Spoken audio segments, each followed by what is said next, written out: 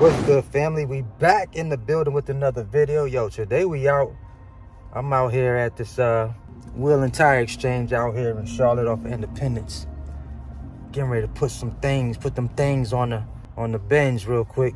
I don't like the rims that it came with. I don't like how it was sitting. It just wasn't sitting right to me. Too much gap in between. I got these, it came with 19s on it. So I wanted to put something that sit nice and snug, because when I had the X6, the BMW X6, the way that thing used to sit, it just was mean and aggressive. So I want that same look with this one. So, you know, I'm getting them to paint my calipers like this fire red color. They're going with these wheels. Put them black things on here. It should make this truck stand out like 200%. You know what I'm saying? Like, I love driving it. It has a nice ride to it, but I need it to feel right. You know what I'm saying? I need to know it look right on the outside when I'm driving this thing. Plus, if I'm paying for it, I want to feel good paying for it and knowing that it look how I need it to look. You feel me? Yo, I gotta tell y'all what happened. So I'm on the interstate the other day. Did this Amazon run, right? It is back-to-back traffic. Traffic just stopped, right? But we on like a slight little incline, like slightly, not heavy, but slightly. And it's getting dark. So I noticed the car in front of me is starting to roll back.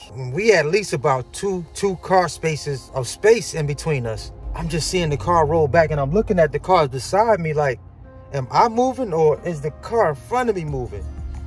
Yo, the car proceeds to roll back and just hits the truck. So the lady gets out, an older Caucasian lady, she gets out of the truck, right? And she's holding her head when she gets out of the truck, right? Peep this. The entire time I'm seeing her rolling back, I'm laying into the horn. I'm, She's still rolling. She hit the truck. She pulls back up a little bit, gets out, holding her head. I said, did you fall asleep? She looks at the back of her truck. I'm like, ma'am, you rolled back into my truck. She's like, my car was in neutral. I'm like, this lady done fell asleep. So the lady beside me in her car, she lets her know, like, ma'am, you rolled back and hit his truck. Everybody's on the side of me. The lady that was just telling her that she rolled and hit me, she looks at me, she's like, unbelievable. Unbelievable. I said, I know, right? Moral of the story is, you guys, this is why we need dash cams in our truck. So if you don't have a dash cam, make sure you get a dash cam for your vehicle for instances like that one. You know, where had there not been any witnesses around me to see exactly what happened, you know, this lady could have called the police, you know, made it look like I hit her vehicle, which I didn't. I laughed it off afterwards, but it could have been way more serious than that. You know, but I'm like, oh my God, this lady is really rolling back into the car. The truck basically, in a nutshell, stopped her from continuing to roll back any further. So yeah, that happened. You never know what's gonna happen out here when you know what I'm saying, when you're in your truck and you're minding your own business, and just out of nowhere somebody just rolls into you. Have y'all ever had any weird things happen like that to you? Let me know down in the comments. So one of the most annoyingest things I'm dealing with right now is pollen. I done wiped this vehicle down several times, y'all. It's annoying. Let's go grab something to eat real quick, though. About to give y'all this play by play. Check this out. I remember 2 years ago, a little over 24 months ago, right? So I'm riding down 95. We're going down 95. I'm on my way to Connecticut. I think it was for Thanksgiving or something like that. My wife's driving. I'm in the passenger side. I'm going down 95 and I just keep seeing box trucks. Like every now and again I'll see a box truck and I'm like, you know what? I gotta go ahead and get me one of these box trucks. Because I already was kind of looking at, you know, YouTube and seeing a couple of people messing around with the box trucks, right? So I'm like, man, I gotta get me a box truck. She's like, she look over at me like, so you just gonna keep talking about it, or you gonna get one? But just go ahead and get one. So I'm like, cool, get back, start researching, right? Start doing my little research. I find the truck. I go to Facebook Marketplace. I'm on the Facebook Marketplace. I'm looking up 26-foot box truck with the lift gate. This is what I'm searching and on the Facebook Marketplace. I see a few trucks. I hit a few people up on Facebook Marketplace. Some people responded back. Some people didn't. But this one guy responded back. He responds back in Orlando. I'm like, bro, I want to come down there and take a look at the truck. I'm trying to talk him down. I think he was at, like, forgot what number he might have been at, 11, 12. I get him down to 10. I'm like, 10,000. You know what I'm saying? I said, I can do 10. Truck checks out, I'll do 10. But I need you to have the paperwork. He's like, yeah, I got the paperwork, blah, blah, blah. So I go down, make my trip down to Orlando, Florida. Get to the truck. I'm like, okay, I'm looking at it. He got the truck cranked up, you know, got everything. I'm walking around the truck, doing my little inspection of what little I felt like I knew. I really didn't know much about these trucks. So I'm walking around, check the lift gate, make the lift gate go up and down. Everything checks out with the lift gate. It's working fine. He's like, I'm gonna go in the house and check for the paperwork. While I'm checking for the paperwork, you know, go ahead and take it around the corner, you know, or take it on the little highway right there and, you know, drive it. See how you like it. So I jump in the truck. I go drive the truck going down the interstate. I got the windows rolled up, got the AC blowing. It's feeling good. I'm like, oh, okay. It's nice right here. I like this. I'm riding down, rolling. We rolling, right? So I get back, jump out the truck, go in the back of the box. It was an older truck now. It was a 2006. So it wasn't perfect. It did need patch a couple of holes in the floor, the box floor. He comes back out. He's like, I cannot find the paperwork. I'm low key looking like this cat ain't had no paperwork from the rip. So I'm like, man, he keep telling me it was fleet maintained with the post office, you know. So I'm kind of like, I'm like, man, I really wanted to see that paperwork. I was so ready to get rolling, and the price that I found the truck for felt like it was good, even though it was 500,000 something miles on it. It was ran with the U.S. Postal Service. He said it was fleet maintained, so, you know, those were strong keywords for my ear right there. This could possibly be a go. So you know, truck is fine. I took it down the street, rolled it around a little bit. Everything's still running cool. He already gave me the heads up on the ignition. You know what I'm saying? So the ignition switch was a little shaky. The key could literally, I could pull the key out of the ignition. So the ignition switch was a little faulty, but it cranked fine, no problems. Let's back up for a second.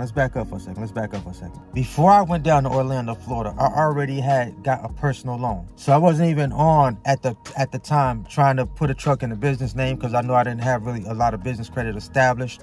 My personal credit was good enough for me to get the personal loan. I got like $13,500.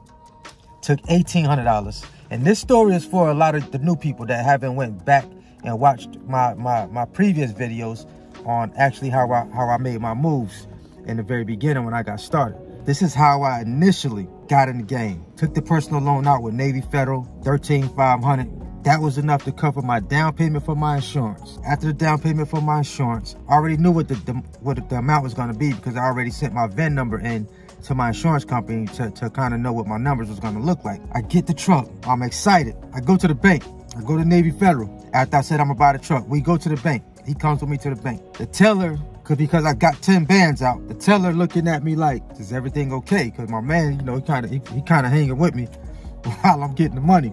Teller looking crazy. The bank teller's looking at me like, it's a lot of money. Like, okay, 10,000. How do you want it? You want it in hundreds? So I said, no matter, just 10,000.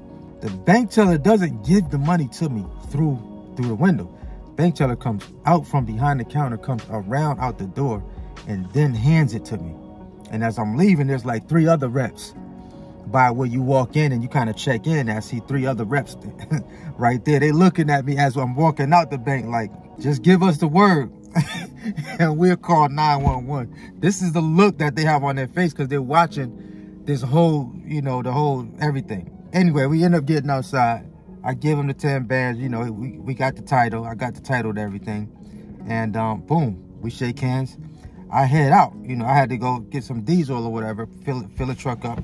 And I head on back to Columbia. That was me initially buying that truck, cash. I was super nervous. I was very nervous, because without the paperwork, I had no idea whether that truck was going to make it back to South Carolina or not. But the truck made it back. I said, if this truck gets me back to Columbia, South Carolina, it's on. It's about to be up, all the way up. Truck makes it back, driving 8 hours. So now you know if the truck made it 8 hours, we good to go. No issues.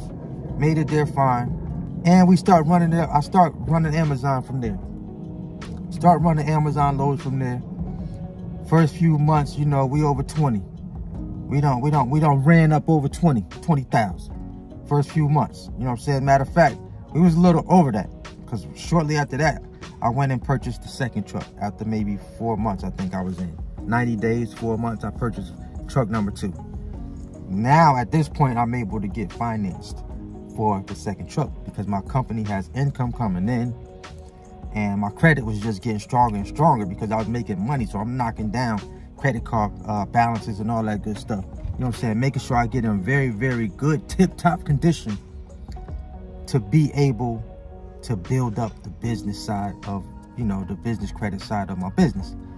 So that was initially how I got rolling in the business. $13,500. That was my number. That's what got me to where I'm at today. But I stopped talking about it. I stopped procrastinating, and I just went to work. I got busy. I was done with the talking. And right now, if you're looking at this business, you got to be done with the talking, and you just got to put the work in. That's it. No excuses. Here's what I learned. This is what I learned, you guys. For anybody that's listening.